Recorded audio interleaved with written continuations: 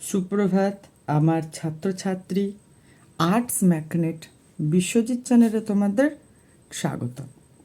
তো প্রিয় ছাত্রছাত্রী, তোমাদের ক্লাস 11-এর পরীক্ষা অর্থাৎ ফার্স্ট সেমিস্টারের যে পরীক্ষা সেটা কিন্তু পুরো দোরগোড়ায় চলে এসেছে। তো তোমাদের ক্লাস 11-এর যে সংস্কৃতের ব্যাকরণের অংশ রয়েছে, তো এই ব্যাকরণের অংশের একটা ছিল স্বরসন্ধি, ব্যঞ্জন সন্ধির বিসর্গ সন্ধি। এই যে বিসর্গ সন্ধি, স্বরসন্ধিটা আমি কমপ্লিট করে ফেলেছি। এই যে বিসর্গ সন্ধিটা রয়েছে, এই বিসর্গ সন্ধির অনেকগুলো নিয়ম রয়েছে। এবার আমরা বিসর্গ সন্ধি যখন জানতে যাব, কি সন্ধি? বিসর্গ। কি সন্ধি? বিসর্গ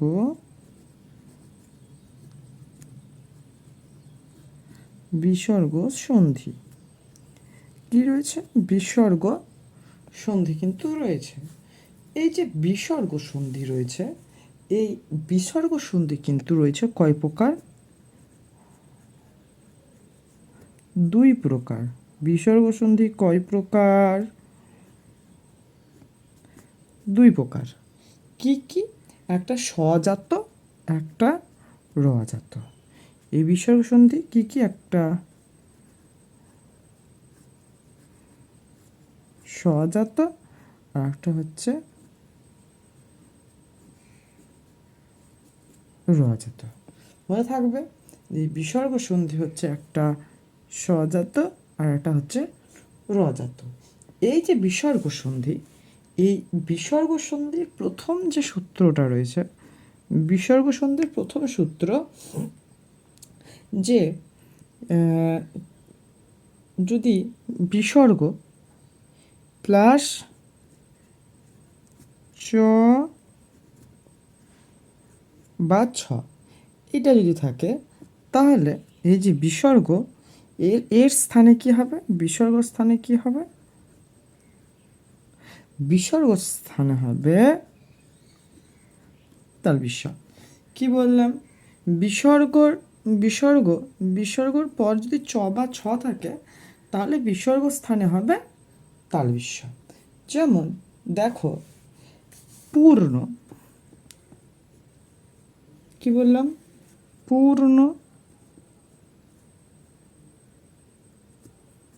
যুক্ত চন্দ্র। পূর্ণযুক্ত চন্দ্র। তাহলে কি করব? পূর্ণ লিখব।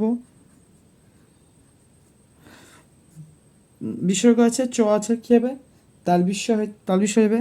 তালবিষয়ে চয়ে পূর্ণশ্চন্দ্র। পূর্ণশ্চন্দ্র। আর এটা কি বলতে পারি? উদাহরণ নি যুক্ত চিত। নি যুক্ত কি হবে? বিসর্গাত চ আছে, দন্ত নয় হাস্যই। বিসর্গাত চ তুমি লিখে তালবিষয়ে চয়ে ত নিশ্চিত। ক্লিয়ার? 2 নম্বর সূত্রতে আমরা আসবো। বিসর্গ সন্ধির 2 নম্বর সূত্র বা ক্ষয়ের সূত্রতে আমরা আসব। বিসর্গ এর পর যদি ট বা ঠ থাকে, বিসর্গ এর পর যদি ট বা ঠ থাকে, তাহলে এই যে বিসর্গ এর স্থানে হবে মূর্ধন্য ষ। ক্লিয়ার? বিসর্গর পর যদি ট বা ঠ থাকে, বিসর্গ এর পর যদি ট বা ঠ থাকে, তাহলে বিসর্গ স্থানে হবে মূর্ধন্য ষ। যেমন ধনু। ধনু বিসর্গ যুক্ত টঙ্কার।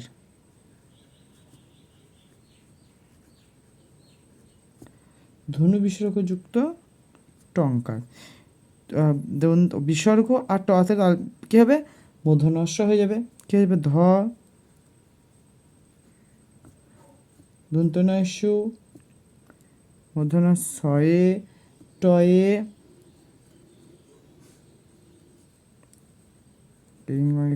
আকার র, ধনুষ্টঙ্কার। এই যে মূর্ধন্যস্ব দন্তস্বকা আর ট মিলে মূর্ধন্যস্ব হয়ে গেল, ধনুষ্টঙ্কার। এটা একটাই সূত্র রয়েছে। 3 নাম্বার সূত্রতে কি আছে? 3 নাম্বার সূত্র আছে বিসর্গ এরপর যদি ত কিংবা থ এইটা থাকে, তাহলে বিসর্গ স্থানে কি হবে? বিসর্গ স্থানে কি হবে? দন্তস্ব। বিসর্গ স্থানে কি হবে? দন্তস্ব। বিসর্গর পর যদি ত বা থ থাকে, তাহলে বিসর্গ স্থানে কি হবে? বিসর্গ স্থানে কি বললাম? দন্তস্ব হয়ে যাবে। দেখো উদাহরণ দেখি। উন্নত হস্যু দন্ত নয় তো উন্নত যুক্ত তরু ত রয় হস্যু কি হবে? উন্নত বিসর্গ ততে কি হবে? দন্তস্ব হয়ে যাবে। তাহলে হস্যু দন্ত নয় ত দন্তের শয়ে তয়ে রয় হস্যু, উন্নত স্তরু। ক্লিয়ার? উন্নত স্তরু। 4 নাম্বার সূত্রে কি ব্যাখ্যা রয়েছে? 4 নাম্বার সূত্রে বিসর্গ এরপর বিসর্গর সাথে যদি তালবিস্ব মূর্ধন্যস্ব আর দন্তস্ব থাকে, তাহলে বিসর্গ স্থানে যে বিসর্গ যে রয়েছে এর স্থানে তালবিস্ব মূর্ধন্যস্ব দন্তস্ব হয়। হলো? দেখো উদাহরণ দেখো। সুপ্ত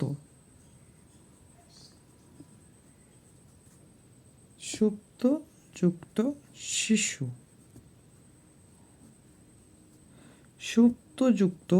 শিশু, দেখো সুপ্ত লিখে দিলাম। এই বিসর্গ স্থানে কি হবে? তালবিস্ব হয়ে যাবে। তালবিস্ব আর তালবিস্ব শিশু, সুপ্তস্য শিশু। তালবিস্বটা চলে এলো, বিসর্গ তালবিস্ব মিলে তালবিস্ব হয়ে গেল। হলো? তো এইটুকু দেখে নাও, বিসর্গ সন্ধিটা দেখে নেবে। তো আজ এই পর্যন্ত। যদি ভিডিওটা তোমাদের ভালো লেগে থাকে, একটা লাইক, কমেন্ট, শেয়ার ও সাবস্ক্রাইব করে দিয়ে চ্যানেলটার পাশে থাকবে। ধন্যবাদ।